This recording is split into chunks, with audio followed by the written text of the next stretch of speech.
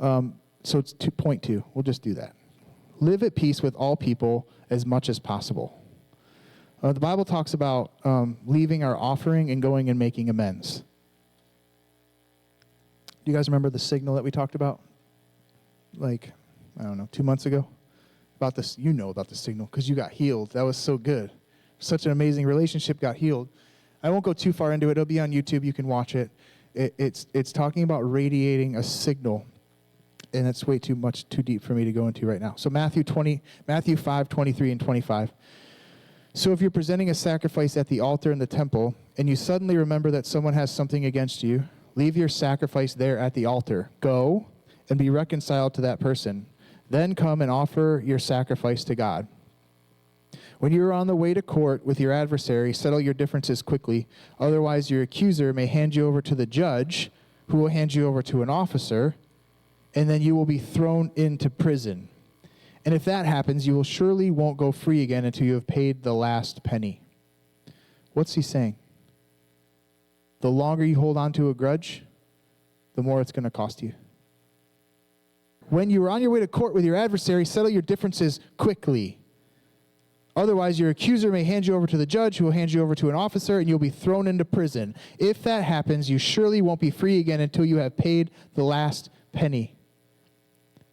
The longer we hold on to a bitterness, the longer we hold on to unforgiveness, the longer we know somebody has something against us and we don't go to that person and say, I'm sorry, how hard is that?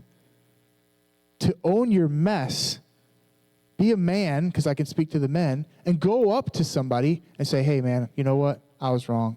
And sincerely mean it. And make amends to somebody. The reason why you get thrown in prison is pride keeps you from doing that. What got Satan thrown out of heaven? Pride.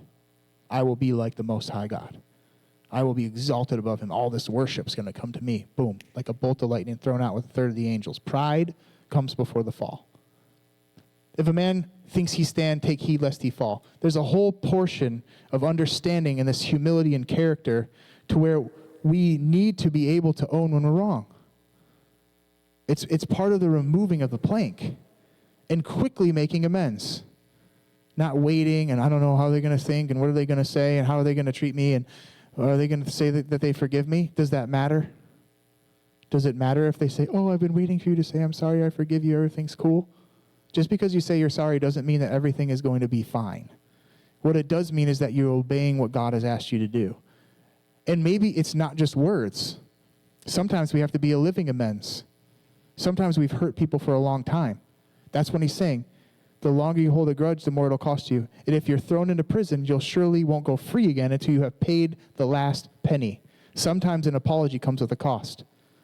Sometimes I've took so long to say that I'm sorry or even realize that what I'm doing is so damaging to you that it's going to cost me multiple years of proving to you that I'm not who I was. And that I've always loved you, and that you've been a son, and I'm sorry that I wasn't there as your dad, and all that stuff, you know? And it's like, that's not just going to happen overnight, dude. I met my biological father when I was 21 years old. I never saw him since I was 2. I don't even remember what he looked like. I found out when I was 10 that my dad that raised me was not my biological father. And I went into this rebellion. I told him, dude, you can't tell me what to do. You're not even my dad. I tried to run away from home so I could watch him try to find me. I'd hide in the back of the van, like peek out and be like, so I can see that somebody cared. Because this began this distorted mindset. This is a really long story. But I ended up touching foreheads with him and forgiving him. And it didn't just immediately just fix our whole relationship. But I'm telling you, something changed that day.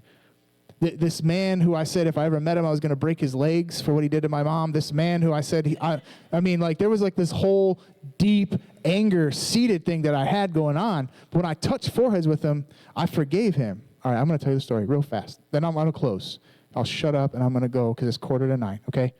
So I was part of, did I tell you this story before? You sure? All right. So, it was one of those times where I moved from Ohio to Florida. It was before I moved from Florida to Ohio to Florida to Maine to Florida, like I said a minute ago. It was like my first trip running away from myself. And then I still was there. And I was going to this little church. It was like a fitness club during the day. And then it was called Joe's Club. And at night, they'd have about this many chairs, like maybe 15, 20, 25 people total in the whole congregation. And this guy came in, he's a prophet. And I was working third shift at a gas station, Cumberland Farms, and man, I don't know what was going on. My life was messy. And so my grandma, which is like one of my spiritual mentors in my life, she's amazing. Anybody have anybody you can call no matter what, and they'll tell you exactly where to read in the Bible and what Jesus has to say? It's like, I know I can call them no matter how messed up I get. Like, if you don't have somebody like that, I pray that you find somebody like that. Because we need that. We need that voice. And when you find that voice, be that voice to someone else. That's that phone call. Somebody calls you, you don't know what to say, the Lord will give you the address, and you'll be like, hey, man, Matthew 6 says, judge not lest thou be judged. And you know what? I've been really working on a lot of stuff, and God's been moving in my heart. And like, dude, I'll try to help you. But really, I mean, I'm working on a lot of my own stuff, and I'm not perfect. And anyway, rabbit trail. So my grandma says, you should come to church as this prophet. And I'm like, what's that? She's like, this guy who God speaks through. Oh, okay, cool, sure, yeah.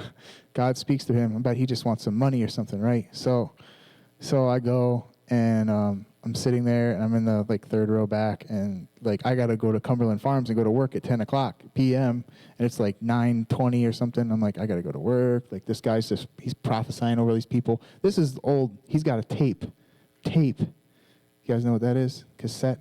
He's like, and there was CDs. There was better things to record, but this dude brought like one of them little like things from Toy Story. You know, that little like dude that jumps around like that with a microphone. He's like, they're recording it. It's like, oh my Lord, help me, Jesus.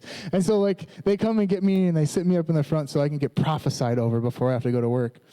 And the guy goes, he tells me all this stuff. I see this beautiful home and a wife and a swing on the front porch and blue shutters and all these beautiful things in this house. Everything's going to be glorious.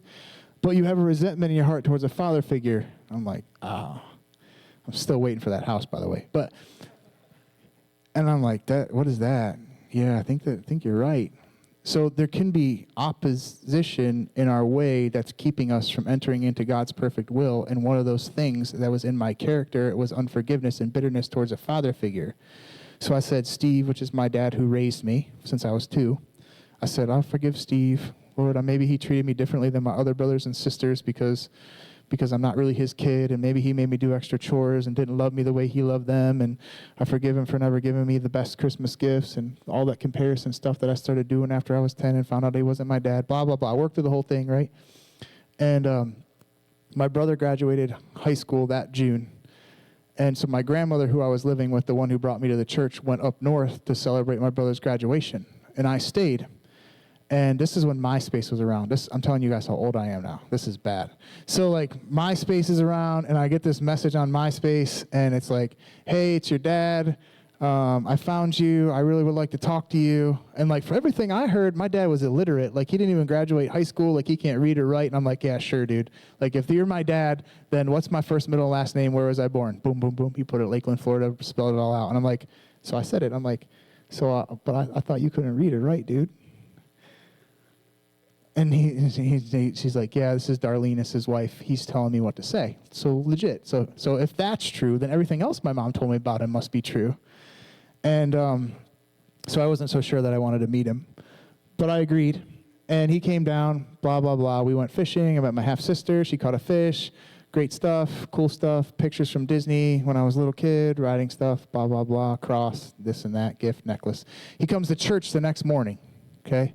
The little Joe's church, same church that I was prophesied in. And we're in the F's. So it's like fellowship, friendship, finances. And the F that my biological father was sitting next to me at 20 years after we left Florida was forgiveness. And as soon as the pastor said that, man, my head went down. And like I'm crying, I'm just crying so bad. And so the same pastor's wife that pulled me up to the front a few months before to get me prophesied over brings me a box of tissues, and I think I went through almost the whole thing because it was like I don't even think I could drink that much water. Like this was I wasn't like ugly crying. It was just boom, pouring out, right? The whole message, like I don't know anything. I'm just talking to God the whole time. Like there is no way I'm forgiving this man. Like I don't even know what you did. Like why did you bring him here? Like this is crazy, and I do not want to do this. And so the pastor does an altar call, and like there's like 18 people in the church, right? And I'm like my head down crying. He's like, if anybody would like forgiveness, or to be forgiven, please come forward. And like he gets up, Russell gets up, and he goes up front, and I'm like, there is no way that I'm doing this. And then I felt this boldness come inside of my heart. And I said, okay, Jesus, for you, I'll do it for you. And then I heard a voice in my inner being. He said, no, son, forgiveness is for you. And I just got the and I went forward, and I touched heads with my biological dad. I told him that I forgave him, and all of a sudden, my tears turned into joy, and that weight broke, and it lifted off of me. And it wasn't until like 2 weeks ago, and I've told the story maybe 30 times, that I realized that was the first time that I heard the Father's voice. I was talking to Jesus, and the Father answered me, and he said, no, son, forgiveness is for you. And in that moment, he broke the chains and that burden and that pain and all that stuff that I held towards my biological father right there in that moment, snapped it away, healed the relationship that I had with my dad who raised me, which is the man, helped me become the man that I am, released me from that prison that I had captive myself and him in, and restored the relationship that I had with my Heavenly Father. In an instant. Obedience is better than sacrifice. Leave your sacrifice at the altar. Go and make amends with your brother, then come back and offer your sacrifice. I would rather you be obedient to me, to go be that love in which I called you to restore the relationship and reconcile that so they can be reconciled back to me. He's always about reconciliation. He wants us. He just desires that so deeply, and he wants you free in your inner man and woman, free in your character,